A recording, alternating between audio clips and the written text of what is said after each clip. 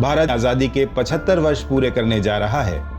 भारत सरकार के पृथ्वी विज्ञान मंत्रालय ने 75 दिनों तक देश के 75 तटों की सफाई के लिए स्वच्छ सागर सुरक्षित सागर अभियान की शुरुआत की है।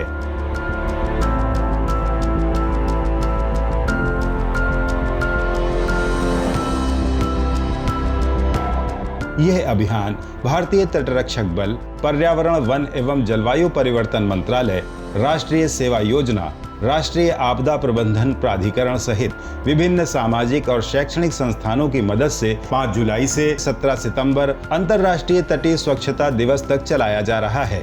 भारत की 7,500 किलोमीटर तक फैली तटीय सीमा विस्तृत तटीय संसाधनों का प्रतीक कही जा सकती है। एक बड़ी जनसंख्या इन तटों पर निवास करती है और समुद्री संसाधनों पर जीवन यापन करती है।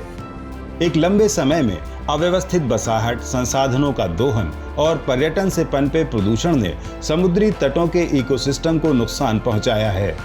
पिछले कुछ साल में भारत सरकार ने इस दिशा में गंभीरता से कदम उठाए हैं। भारतीय तटों के इकोसिस्टम में सुधार किया गया है।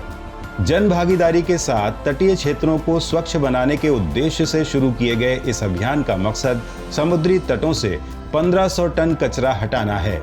इसके साथ ही तटीय क्षेत्रों की सफाई के महत्व को उजागर करने वाले जन जागरूकता कार्यक्रम भी आयोजित किए जा रहे हैं, ताकि लोगों के व्यवहार में परिवर्तन आए और सागर प्रदूषण मुक्त बन सकें।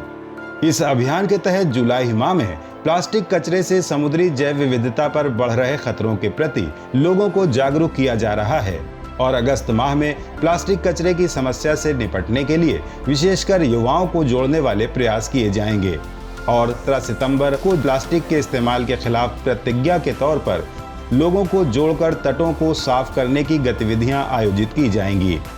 अपनी तरह का ये पहला स्वच्छता अभियान एक अभिनव पहल है, जिससे न सिर्फ हमारे तट साफ होंगे बल्कि समुद्री जैव विविधता का संरक्षण भविष्य के जरूरी संसाधनों की उपलब्धता को भी सुनिश्चित करेगा।